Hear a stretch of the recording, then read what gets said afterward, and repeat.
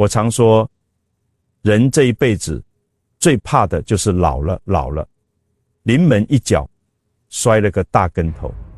今天我们要聊一个非常敏感但又非常实在的话题，那就是婆媳关系。特别是当老人遇到有某些特定习惯的媳妇时，你该怎么办？很多人说，曾老师，你是不是对媳妇有偏见？我告诉你，一点偏见都没有。天地万物阴要协调，阴阳平衡，家和万事兴，这是亘古不变的真理。但你仔细观察就会发现，现在的社会，有的媳妇一进门，家里不仅没有越来越兴旺，反而整天鸡飞狗跳，鸡犬不宁。老人辛辛苦苦攒了一辈子的养老钱，最后被折腾得一分不剩，连个安稳的晚年都没有。你看看，这到底是为什么？这背后究竟藏着什么样的玄机？其实，这背后藏着深深的宇宙规律，藏着人性的秘密。今天我就把这个真相撕开来给你看，给你讲个透彻。你有没有发现这样一个特别反常的现象？为什么有的家庭原本大富大贵，底子厚实的不得了，结果娶了个媳妇之后，没过几年就彻底败落了？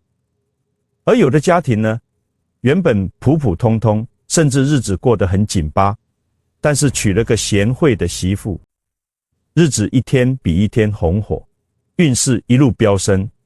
这绝对不是迷信，这是实实在在的自然规律。我常说，女人是一个家庭的风水，风水好，全家旺，福泽三代；风水差，满盘皆输，家破人亡。所以当你发现你家的媳妇有某些坏习惯的时候，你千万不要大意，也不要一味的隐忍退让。你身为长辈，要是丢了原则，不懂得给自己留一条后路，不懂得留一张有分量的底牌，等到了你动弹不得，躺在病床上需要人照顾的时候，你再后悔，那就真的太迟了。但我先不告诉你这张底牌到底是什么，你跟着我的思路，我们一步一步往下走。你仔细听，你用心想，你自然就会明白其中的大智慧。现在很多人总有一种老观念，觉得媳妇娶进门了，那就是一家人，我们要大度，要把她当成自己的亲闺女一样去对待，掏心掏肺。我告诉你，这想法听起来极其高尚，实际上在现实生活里幼稚的不得了。你把她当亲闺女，她能把你当成亲爹妈吗？人都是有本能的，人性的第一法则就是自私。亲情是什么？亲情是几十年的血缘纽带，加上几十年同甘共苦的生活，才慢慢培养出来的深厚感情。他一个20多岁在别人家长大的陌生人，突然插进你们家，凭什么一下子对你毫无保留？这不符合人性嘛？违背人性去提要求，那是愚蠢的。很多人以为只要我毫无保留地对媳妇好，把房子早早过户给她，把所有的退休金都交给她支配，天天帮她带孩子，帮她做家务，在家里做牛做马，任劳任怨，她就一定会感激我，以后会死心塌地给我养老。我告诉你，错，大错特错，这不叫善良，这叫糊涂，这叫违反天道。你把所有的底牌都交出去了，你手里没有了任何筹码，你把自己的晚年幸福和尊严全部寄托在别人的良心上，而良心这个东西是世界上最不稳定、最靠不住的东西。在巨大的利益面前，人性是经不起一点点考验。这就好比杯子装水，你把所有的水都倒空了，给别人喝了，你的杯子就干涸了。别人不仅不会珍惜你这个空杯子，反而会觉得你占地方，觉得你是个累赘。连杯水都装不下了，我还要你干什么？所以我们必须赶快纠正这个错误的惯性认知。对媳妇好，那是应该的，但必须有界限，必须有底线。更要有高超的智慧。这不是让你去防着他，去跟他勾心斗角，而是为了保护你自己，也是为了保护这个家能够正常运转。说到这里，我们不得不提一下我们老祖宗流传下来的宝贵智慧，也就是易经的规律。在易经64卦里面，有一卦叫做佳人卦。佳人卦的卦辞是怎么说的？佳人利女贞。这句话极其深奥。什么叫女贞？女贞就是指女子的真正坚守，守本分，有德行。老祖宗说，女正位乎内，男正位乎外。在一个家庭里，女人的核心位置在内部，她的德行和习惯直接决定了家庭内部的稳定和气场的纯净。如果这个位置歪了，女人的心不正了，开始起贪念了，或者沾染了坏习惯，那么这个家马上就会陷入混乱和灾难。这就是佳人卦给我们的深刻警示。而如果家里的老人没有智慧，遇到不好的媳妇，一味的妥协，毫无保留的退让，把自己的所有财产和权利都交出去，那么这个家庭的格局就会马上演变成另外一个可怕的卦象，叫做剥卦。剥卦代表什么？剥不利有攸往，剥就是剥落，就像地基被大水一点点冲刷，最后整栋大楼轰然倒塌。在剥卦里，最底部的阳气被上面的阴气点一点剥蚀掉。各位你想想看，这像不像现实中很多糊涂的老人？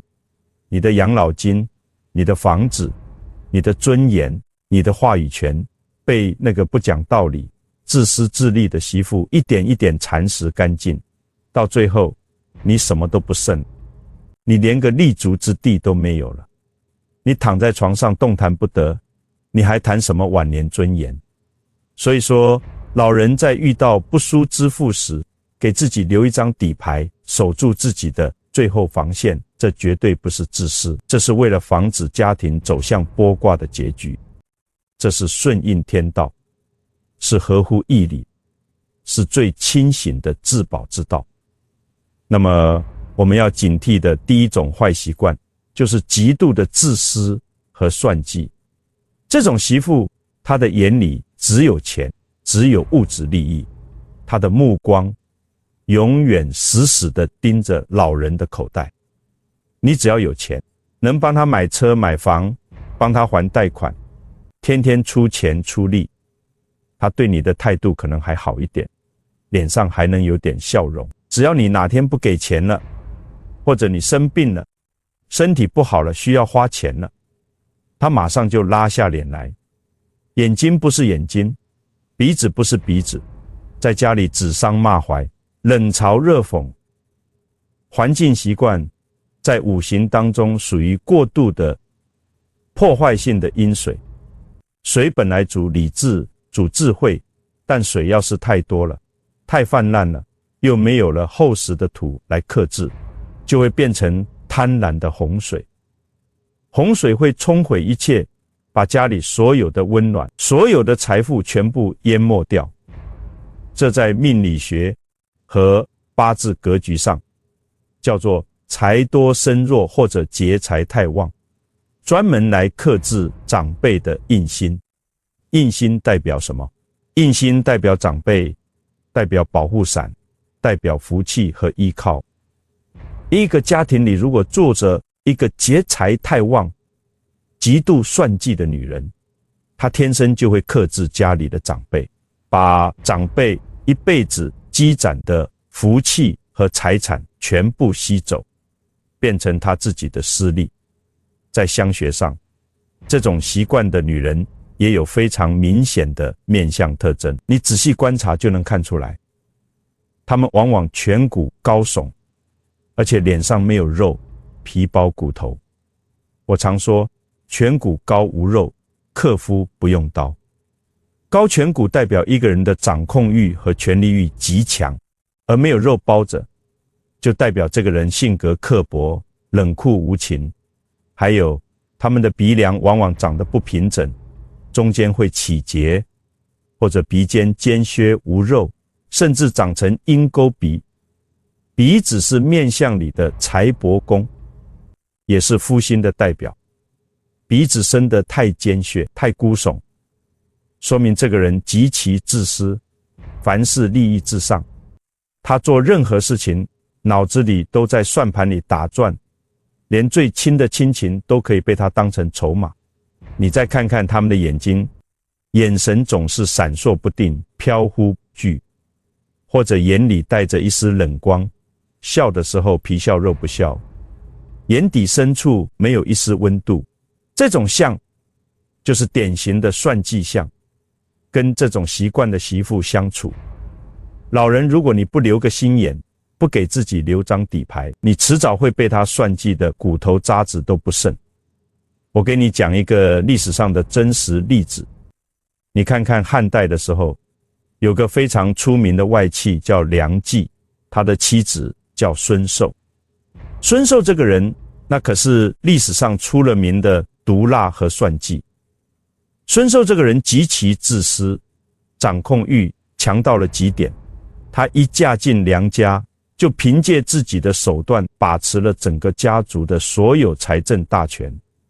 他对家里的长辈极其刻薄，每天都在算计怎么把家族的资产变成他自己的私人小金库。梁冀的母亲作为长辈，想要过问一下家里的开支和产业情况，孙寿马上就不乐意了。他在家里大吵大闹，掀翻桌子，甚至在背后偷偷威胁仆人，说要是老太太再敢管闲事，就要给老太太下毒。梁冀虽然在朝廷上贵为大将军，权倾朝野，但在家里对这个汉妻是百依百顺，毫无办法。梁家的长辈们觉得是一家人一味的隐忍，没有采取任何限制措施，也没有给自己留任何制衡的底牌。结果呢，孙寿在欲望的驱使下，无休止地搜刮钱财，贪得无厌，把整个梁氏家族的长辈兄弟全部逼得没有了退路，名声彻底臭了。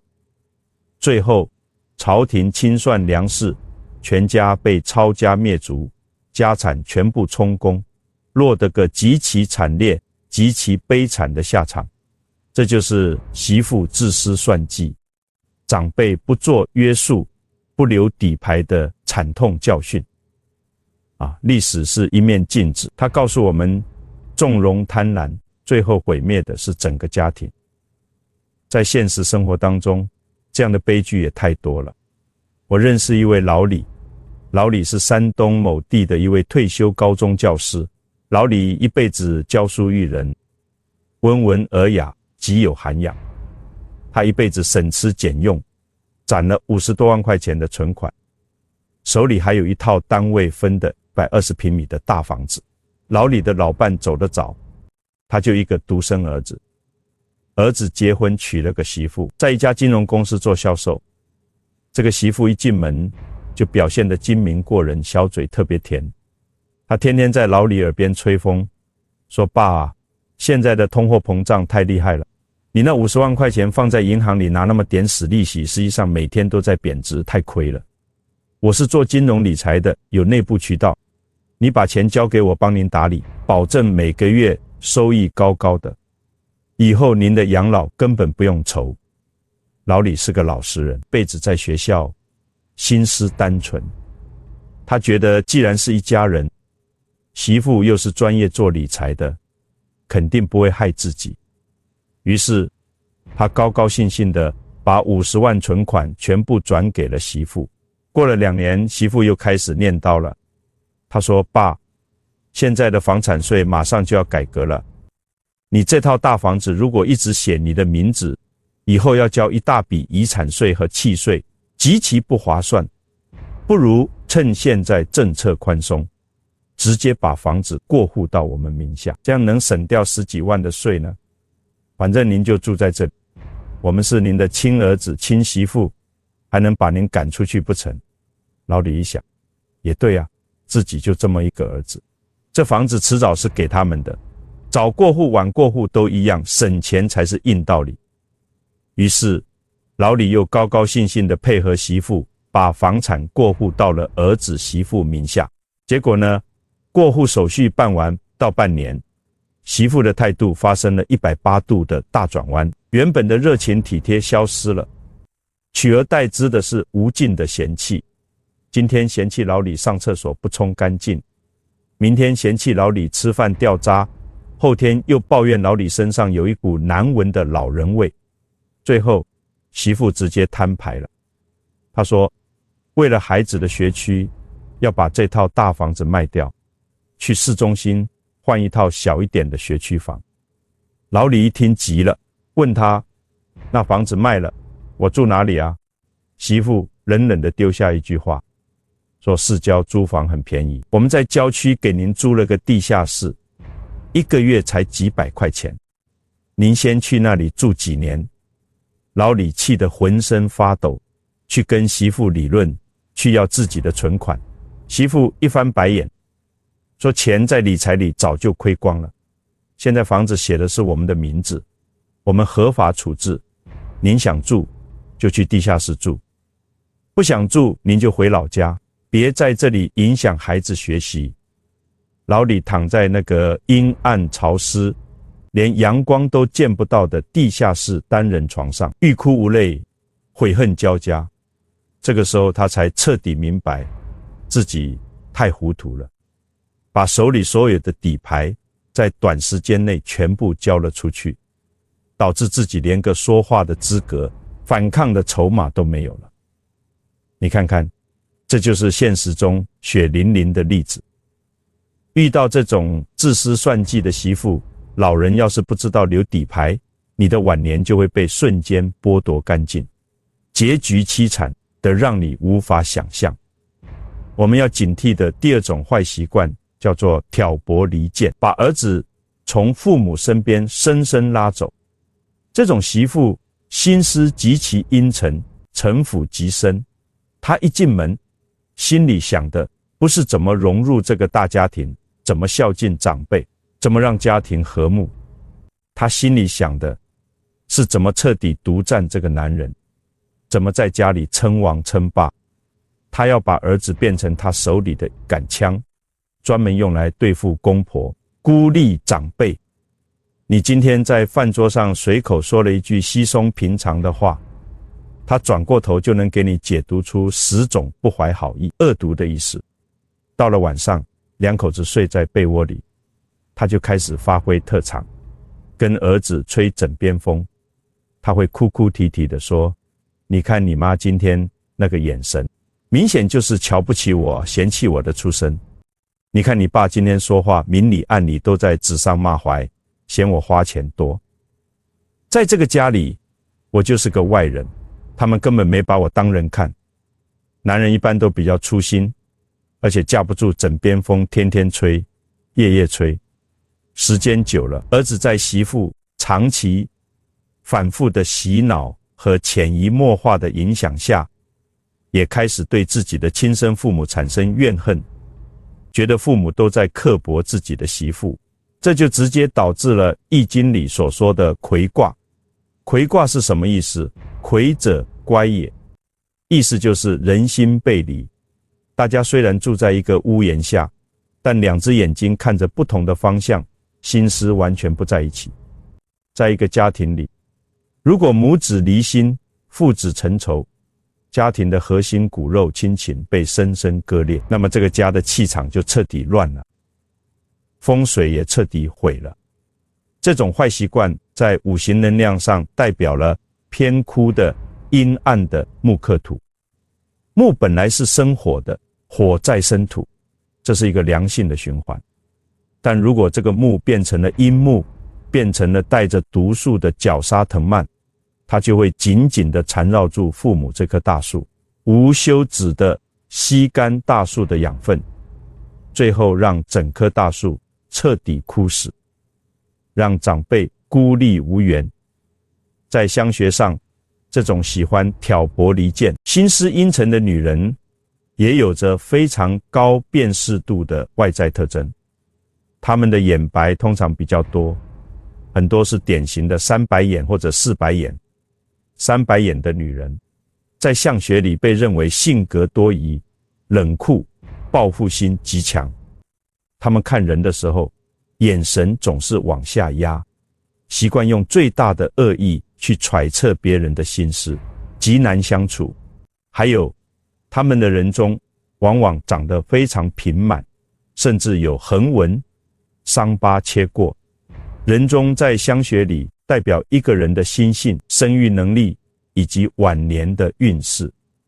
人中平满无棱角的女人，往往心胸狭隘，见不得别人好，最喜欢在背后搞小动作，搬弄是非，挑起矛盾。还有，你注意听他们说话的声音，往往显得尖锐、刺耳，或者沙哑低沉，听起来就像破铜锣在敲击。古人相书里写得很清楚，声沙如破锣，克夫克家。这种声音的女人，内在的气场极度不和谐，走到哪里就会有矛盾，哪里就会鸡犬不宁。在我们的历史长河中，因为媳妇挑拨离间导致家庭甚至国家毁灭的反面典型，也是数不胜数。你想想文帝时期的独孤皇后，虽然她辅佐隋文帝开创了开皇之治，立下了功劳，但她性格里的多疑、嫉妒和喜欢听信谗言的坏习惯，也是极其可怕的。她不仅在后宫严格控制隋文帝，不允许皇帝宠幸其他女人，更在自己的亲生儿子之间进行挑拨离间。太子杨勇本来是一个性格忠厚、不拘小节的人，只是因为喜欢妾室，不喜欢正妻，就得罪了独孤皇后。独孤皇后极其看不惯杨勇，天天在隋文帝耳边吹枕边风，诬陷杨勇要谋反，说杨勇不孝顺，说杨勇居心叵测。相反，次子杨广极其善于伪装，抓住了母亲的心理，在独孤皇后面前装得非常孝顺、节俭、专一。独孤皇后被偏见和谗言蒙蔽了双眼，天天在文帝面前说太子的坏话，最后硬生生联合外臣把太子杨勇废掉，立了心狠手辣的杨广。结果呢，杨广一继位，马上露出了极其残暴、荒淫的本来面目。他不仅逼死了哥哥杨勇，甚至弑父篡位，最终暴政虐民，短短10几年就葬送了隋朝的大好江山。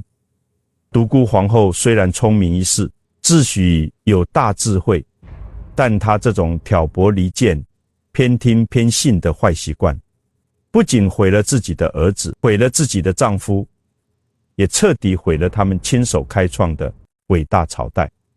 这就是女人的离间之言带来的无尽灾难，前车之鉴历历在目啊！在现实生活里，这样的例子同样屡见不鲜。我再给你讲一个我亲眼见过的真实案例。有个老周，老周以前是铁路局的职工，为人性格耿直，风骨硬朗。退休之后，他每个月有6多千块钱的稳定退休金，生活本可以过得很滋润。老周有一个独生儿子，从小被母亲娇惯，性格比较懦弱，没什么主见。儿子娶了个媳妇，性格非常强势，而且疑心病极其严重。老周疼爱儿子，为了帮减轻小两口的生活负担，每天一大清早，天还没亮，老周就自己坐1个多小时的公交车赶到儿子家里，帮他们打扫房间、洗衣服，去菜市场买新鲜菜，然后做好1日3餐。老周觉得自己尽心尽力，是在为孩子们奉献。结果呢，这个媳妇不仅没有半点感恩的心，反而觉得老周天天来家里是在监视他们的私生活。今天嫌弃老周拖地没用消毒水，不卫生，明天嫌弃老周买的肉不新鲜，是在省钱糊弄他们。最可怕的是，她开始在丈夫面前无中生有，编造各种谎言。她跟丈夫说，你爸今天趁我不在家，偷偷翻了我们卧室的抽屉，肯定是想偷看我们的存折和隐私。这老头心思太坏了。他还说，你爸今天在小区小广场上跟那些带孩子的老太太说我的坏话，说我不做家务，嫌弃我懒，让我以后在小区里怎么抬得起头来。儿子一开始不相信自己的亲爹会这样，打架不住媳妇天天在耳边哭诉，天天闹着要回娘家，甚至拿离婚，拿不让看孙子来要挟。慢慢的，这个懦弱的儿子动摇了，他被彻底洗脑了。他开始对老周冷脸相对，说话语气极其生硬。后来干脆借口说孩子要安静学习，直接换了家里的门锁，不让老周再来家里帮忙。老周过生日，儿子连个问候的电话都不打。老周后来生病住院，要做个小手术，儿子在病房里只坐了不到5分钟，媳妇的催促电话就一个接一个打进来，说家里孩子要辅导作业，你死守在医院干什么？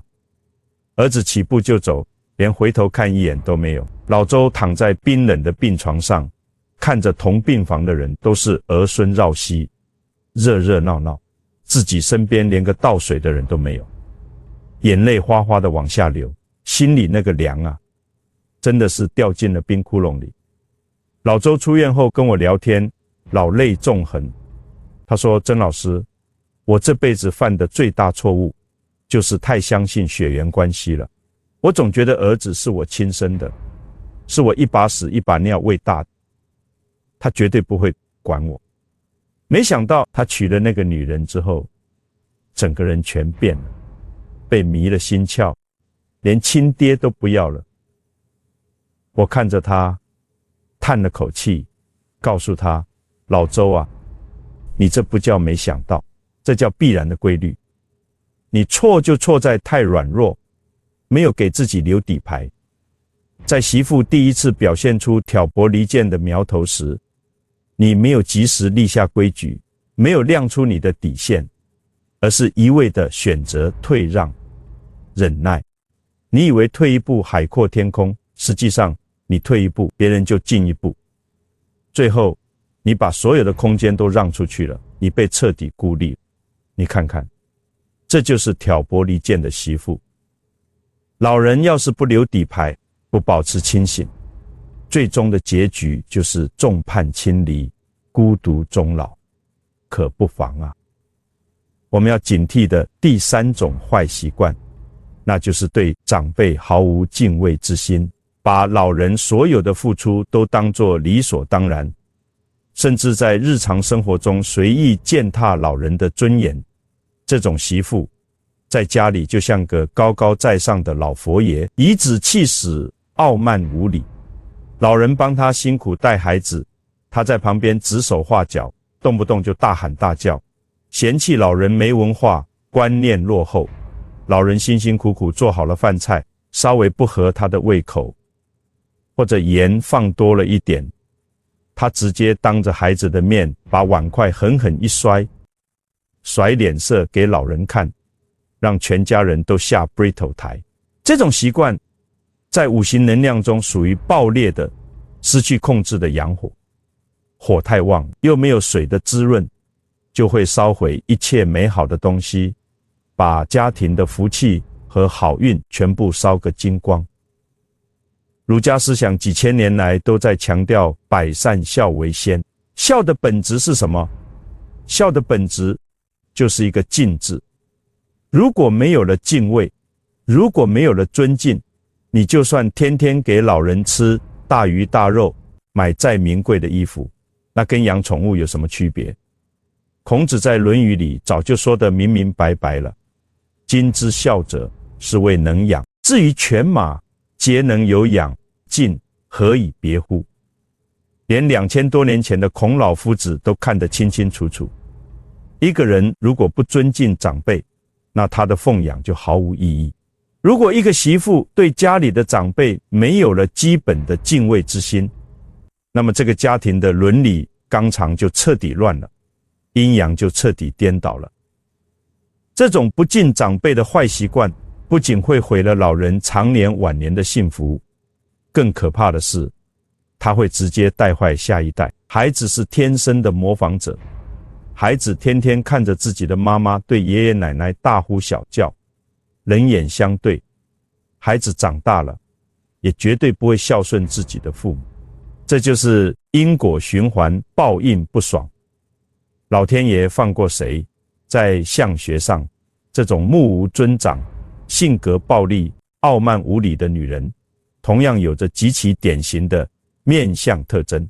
她们的眉毛往往长得非常粗浓，而且杂乱无章，甚至会出现逆生的眉毛。眉毛在相学中被称为兄弟宫，也代表一个人的脾气、情绪控制能力和人际关系。眉毛杂乱逆生的女人，性格极其急躁，缺乏包容心，她们根本控制不住自己的坏脾气，很容易冲动，做事情不计后果。还有，看看她们的下巴，往往长得非常尖削，没有肉，或者整个下巴向后缩。下巴在面相学里代表一个人的晚年运势，代表你的承载力和福报。古人说，下巴丰满，晚运无忧。下巴尖削无肉的女人，心胸狭窄，包容度极低，她们的福报非常浅薄，晚年生活往往伴随着孤独和凄凉。再看看她们的嘴巴，嘴角在平时不说话的时候，总是习惯性的向下撇，形成所谓的腹周口。这种口相的女人，整天怨气冲天，负能量爆棚，她觉得全世界都欠她，谁都对不起她。只要跟她生活在一起，你就会被她的负能量场团团包围，运势怎么可能好得起来？我们看看历史上有没有这样因为目无尊长、傲慢跋扈而招致毁灭的例子。在北魏时期，孝文帝册立了一位皇后，叫冯妙莲。冯妙莲这个人出身名门望族，自恃美貌动人，深得皇帝的宠爱。她在后宫里可以说是嚣张跋扈到了极点，对任何人都不放在眼里。她对皇帝的长辈，宫里的老太后，不仅没有半点敬畏之心，反而处处顶顶撞。在太后病重、生命垂危的时候，作为儿媳的冯妙莲，不仅不去床前尽孝侍奉汤药，反而天天在自己的宫殿里招吉乐宫，饮酒作乐，歌舞升平，声音传遍了整个皇宫。皇帝在前方辛辛苦苦打仗，保家卫国，他却在后方祸乱宫廷，目无法纪，甚至在背地里跟男宠私通，败坏门风。他对长辈不敬，对法度不敬，对天道不敬，自以为有皇帝的宠爱就可以为所欲为。结果呢，事情最终彻底败露。孝文帝虽然顾及皇家颜面，没有立刻公开处死他，但对他彻底绝望，将他无情地幽禁在冷宫之中，并在自己临终前留下了一道严厉的遗诏，命令在自己死后将冯妙莲立刻赐死，免得他继续祸害人间。冯妙莲的一生，就是因为彻底失去了对长辈、对天道的敬畏之心，任性妄为，最后不仅自己落得个饮鸩自尽、悲惨死去的下场，也连累了他的整个家族，从此一蹶不振。这就是不敬长辈、傲慢无礼带来的必然因果。古往今来，没有任何人能够逃脱这个铁律。在现实生活里，这样傲慢不敬长辈的媳妇，也让很多老人吃尽了苦头。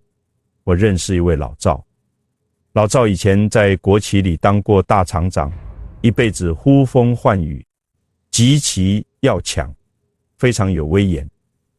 退休之后，他为了帮独生儿子减轻压力，特意带着行李从东北老家来到了北京，帮儿子媳妇带刚刚出生的孙子。老赵的媳妇读过名牌大学，在一家世界500强企业里当高级管理人员，拿高薪。这个媳妇骨子里极其清高，自认为读了几年书，见过了大世面，掌握了现代化的育儿知识。他对老赵这个思想传统满口东北方言的加工，那是从骨子里瞧不起。老赵在这个家里过得极其憋屈，连大气都不敢喘。媳妇每天晚上下班回家，进门的第一件事不是问候长辈，而是戴着白手套去检查家里的卫生。只要发现电视柜上有一点点灰尘，或者地毯上有一根头发，他马上就拉下脸来，当着儿子的面对老赵冷嘲热讽地说：爸，您每天在家里什么都不干，就看看孩子，连个卫生都搞不干净。我们每个月花那么多钱养着您，供您吃，供您住，您到底能干点啥？老赵心里难受，但为了儿子，他忍了。老赵下厨房，辛辛苦苦忙活了2个小时，做了一桌子家乡菜。媳妇下班回来尝了一口，直接当着老赵的面把菜吐在垃圾桶里。他皱着眉头说：这菜放这么多盐，这么多油，一点营养都没有，简直就是垃圾食品。您天天做这种东西，是想害死我们，还是想害死孩子？老赵默默地把菜端回厨房，自己一个人坐在小板凳上吃剩菜，眼泪在眼眶里打转。最让老赵彻底崩溃、无法忍受的是，有一次孙子在客厅里学走路，不小心磕在了茶几脚上，额头红了一块。媳妇下班回来一看，瞬间像疯了一样，冲进老赵的房间，劈头盖脸的对老赵一顿歇斯底里的大骂。他指着老赵的鼻子说：你这个老不死的，你连个孩子都看不好，你还有脸待在我们家里吃闲饭？我们家不需要你这种没用的废物，你给我滚回你的农村去！老赵气得全身发抖，脸色发青，一句话也说不出来。而他那个亲生儿子就坐在一旁的沙发上玩手机，低着头一言不发，连一句公道话都不敢帮父亲说。老赵那一夜没有睡，流了一整夜的眼泪。第二天天还没亮，他就自己默默地收拾了行李，一个人提着大箱子坐上了回老家的火车。后来他跟我聊天时哭得像个孩子，他说：曾老师，我老赵一辈子要强，管着几千人的大厂，没想到临老了，在媳妇眼里连个保姆都不如，尊严被踩在地上践踏。我看着他斩钉截铁地告诉他：老赵啊，你走得太对了，你在那里不仅是在作践你自己的生命，也是在纵容他的罪恶。他对你连最起码的敬都没有了，你留下来就是把自己的尊严双手奉上，让他去踩。你如果给自己留张底牌，不及时抽身离开，你最后只会被彻底榨干所有的剩余价值，然后像一片没用的枯叶一样，被他们无情地扫地出门。这就是傲慢不敬的媳妇。老人要是不知道自尊自保，你的晚年就会活得毫无尊严。猪狗不如。各位，我们要从更深层次的阴阳五行、命理格局以及因果报应来看看，为什么这些坏习惯会给一个家庭带来毁灭性的灾难？为什么我们做老人的必须在关键时刻给自己留一张底牌？在命理学和宇宙能量学里，一个家庭就像是一个微型的生态系统。老人在家里代表的是土，土是什么？土是大地，是根基，代表的是厚德载物，是承载一切的包容力和稳定力量。而财富、好运在家里代表的是水。媳妇娶进来，如果她的习惯不好，整天在家里作闹、算计、挑拨离间，那就代表这个家庭里阴风大作，阴水泛滥，水太大了，失去了控制，又没有足够坚硬、足够分量的土来克制和引导，就会演变成可怕的灾害。这就叫水多土流。土一旦被冲垮了、流失了，这个家的根基就彻底断了，整栋大楼就会瞬间坍塌，家就彻底散。所以老人的底牌实际上就是这个家庭系统里的土，是你用来稳固乾坤、镇压风浪的巨石。如果连你自己都糊涂了，把手里的石头主动扔掉了，把自己变成了任人揉捏的散沙，那生活的大风大浪一来，全家人都得跟着完蛋，谁也逃不掉。佛教和儒家都深刻地讲因果，讲积善之家必有余庆，积不善之家必有余殃。很多人对善这个字有误解，他们觉得一味的顺从别人，一味的牺牲自己，没有原则的对别人好，这就叫行善。告诉你，错，这不叫行善，这叫姑息养奸，这叫纵容罪恶。一个老人，如果你面对有坏习惯、自私算计、不敬长辈的媳妇，你一味的软弱，一味的迎合，毫无底线的满足他所有的无理要求，你以为你是在为了儿子好，为了家庭和睦在行善吗？你是在亲手把他推向罪恶的深渊。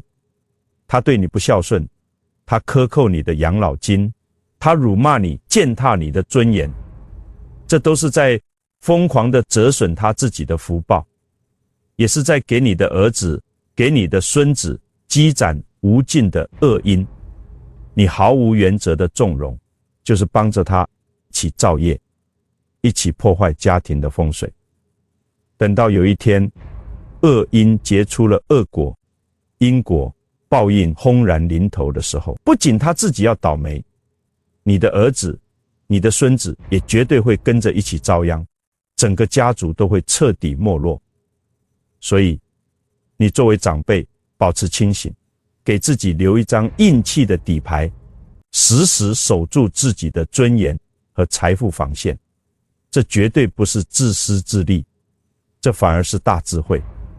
你是在用你的原则保护你自己，也是在用你的威严帮他们悬崖勒马，不让他们在不孝顺、敬畏的泥潭里越陷越深。这才是真正的大善，这才是对子孙后代真正的大慈悲啊！你听懂了没有？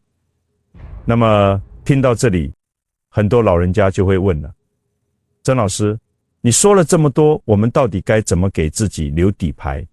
具体该怎么操作呢？我告诉你，方法很简单，就看你有没有这个决心、智慧。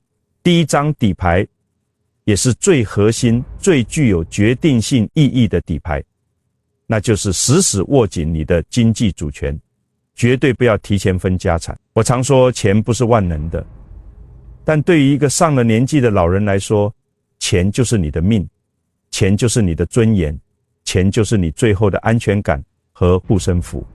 有很多老人真的是糊涂透顶，活得太天真了。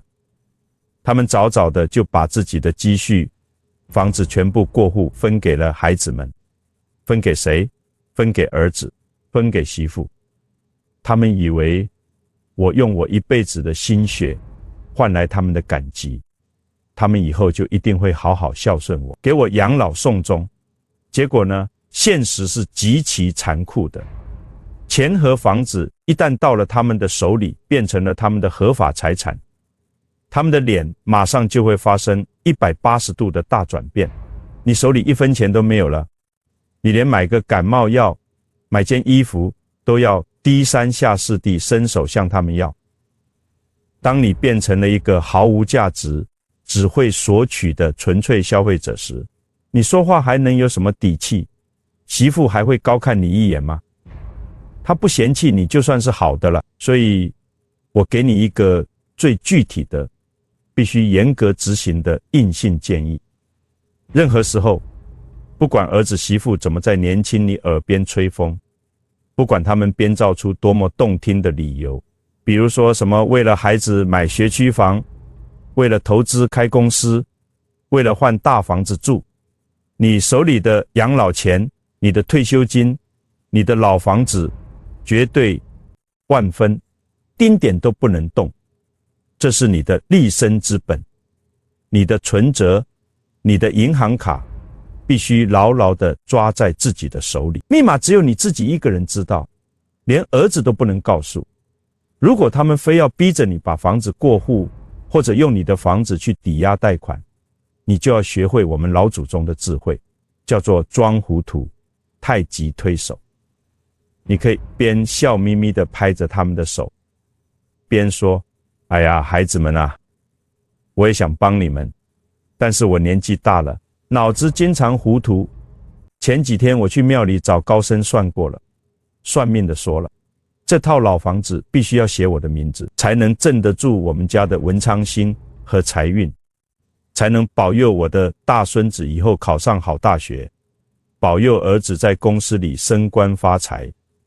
要是但过户改了名字，我们家的风水运势马上就会破掉，对儿子的前途和孙子的身体非常不好。你看看，你把这种冠冕堂皇为了他们好的借口往前面一摆，他们心里再不高兴，也找不到理由来反驳你。既完美的保全了你自己的核心财产，又没有和他们正面冲突，撕破脸皮。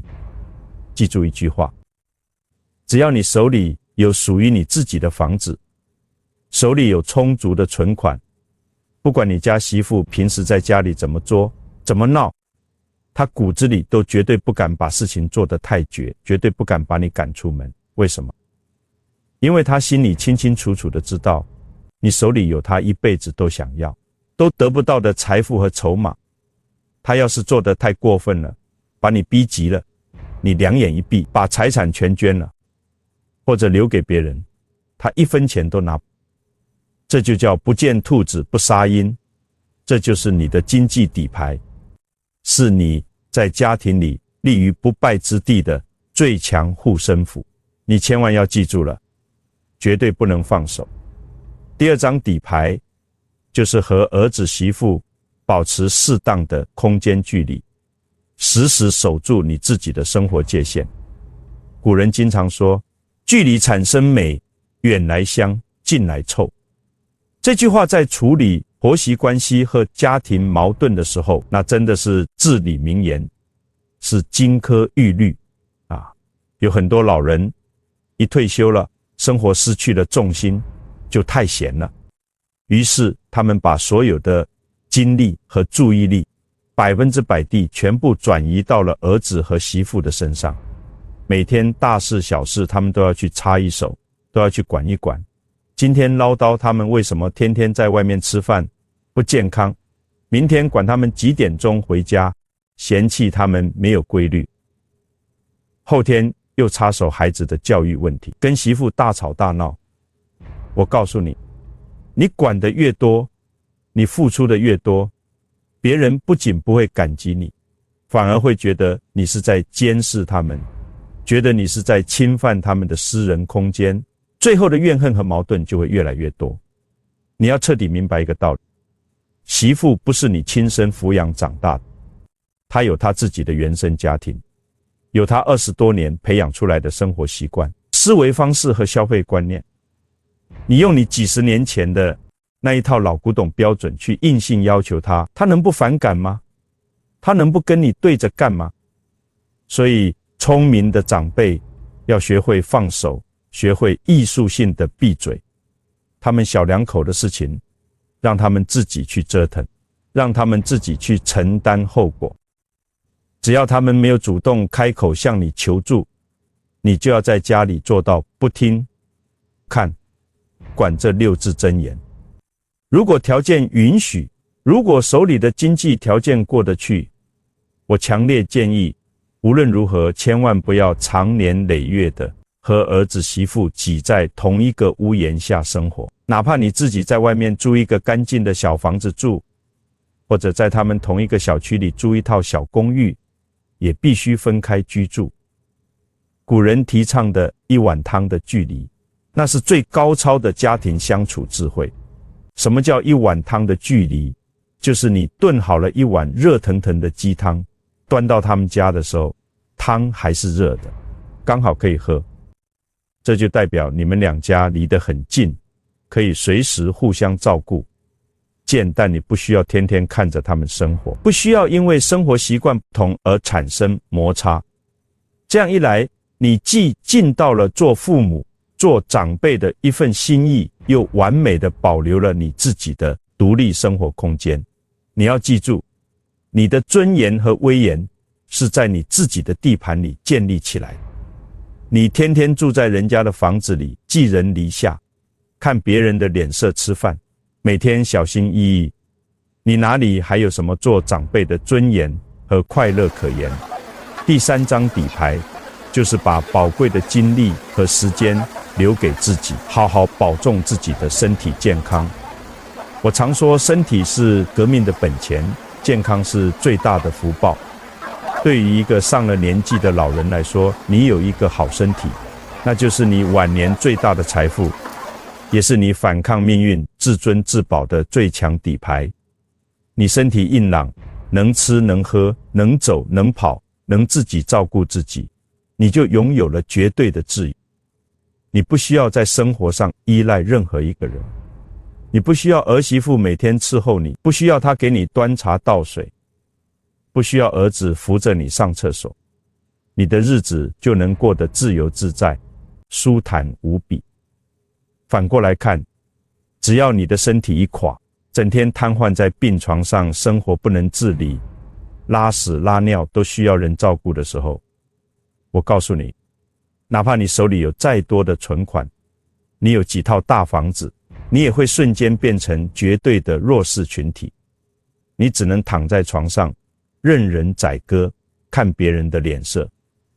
媳妇要是心情好，给你吃口热饭；媳妇要是心情不好，摔碗摔盆，甚至不理你，你一点办法都没有。到那个时候，你就是活得毫无尊严。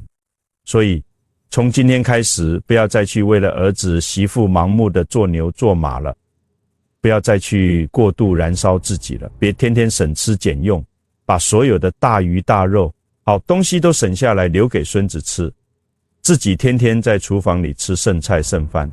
你作践自己的身体，最后生病了，受罪的还是你，别人还会嫌弃你是个累赘。你要学会把钱、把心思花在自己的健康投资上，多吃一点新鲜的、有营养的蔬菜水果，多去公园里散散步，打打太极拳，跳跳广场舞。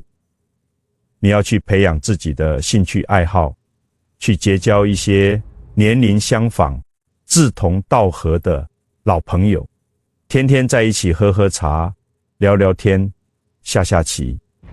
当你有了属于你自己的精彩社交圈，有了自己的精神寄托，你的精神状态马上就会变得非常好。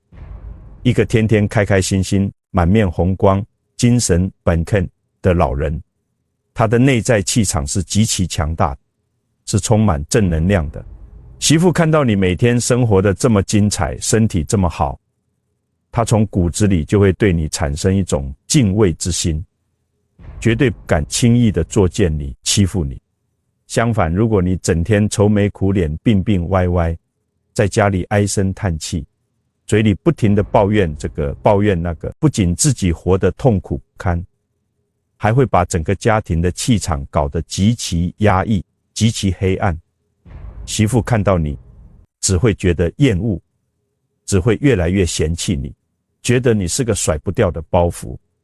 所以把自己的身体养得棒，这是你晚年生活最坚固、最不可摧毁的盾牌，谁也抢不走。第四张底牌就是掌握智慧的沉默，学会观卦的精髓。有很多老人家年纪大了，最大的毛病就是喜欢唠叨，一看到家里有不顺眼的事情，或者看到媳妇的某些生活习惯跟自己不一样，就忍不住要站在长辈的角度说两句，唠叨两句。我告诉你，嘴碎喜欢唠叨，这是老年人相处的大忌中的大忌。在媳妇面前，你每多说一句话，就等于多给了她一个对付你的把柄。你多抱怨一句，你们之间就会多堆积一份怨恨。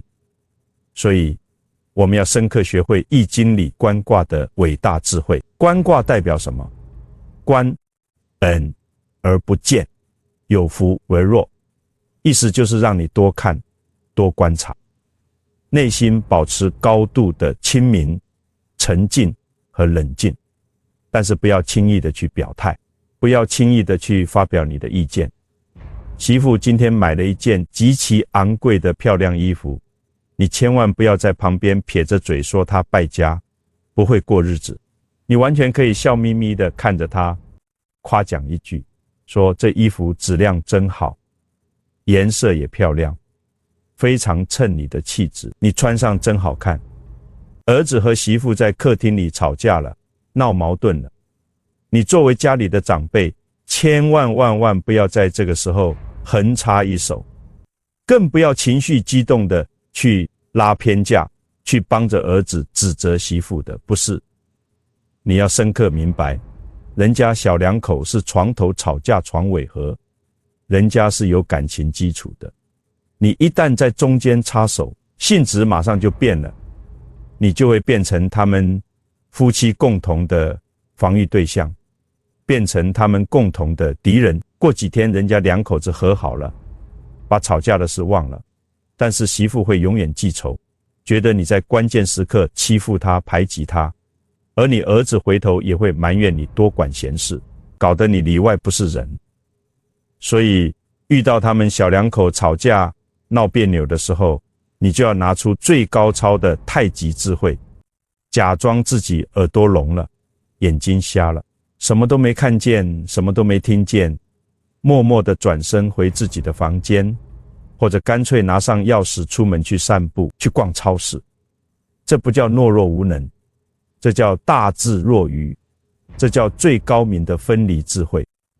你的这种沉默和不干涉，在儿子媳妇的眼里，反而会演变成一种无法看透的威严，一种深不可测的沉稳气场。他们摸不清你的底细，摸不清你内心的真实想法，在日常生活中反而不敢在你的面前放肆，不敢对你有半点轻慢。这就叫言多必失，默而有德。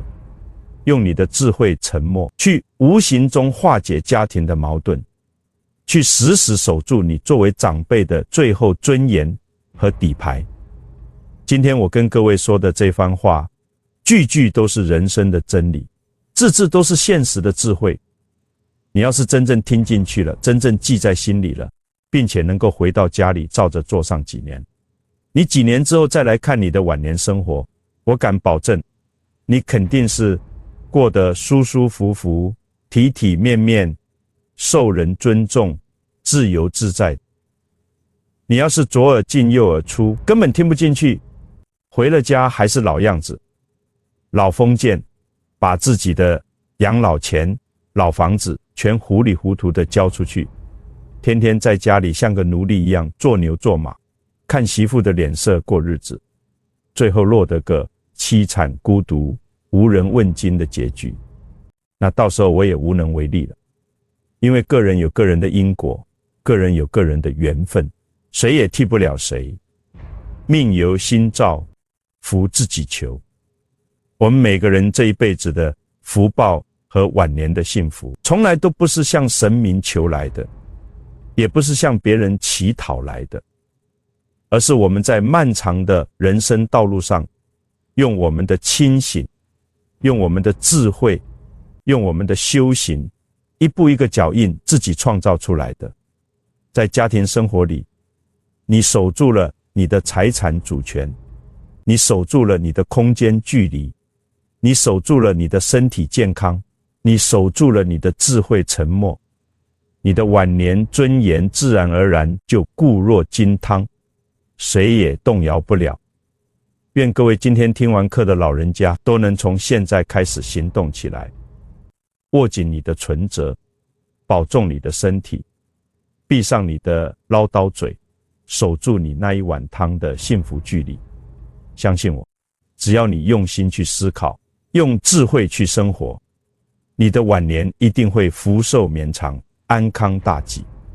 你们的家庭也一定会顺应宇宙的天道规律，真正实现长久的家和万事兴，子孙代代昌盛，福气满满，求福得福。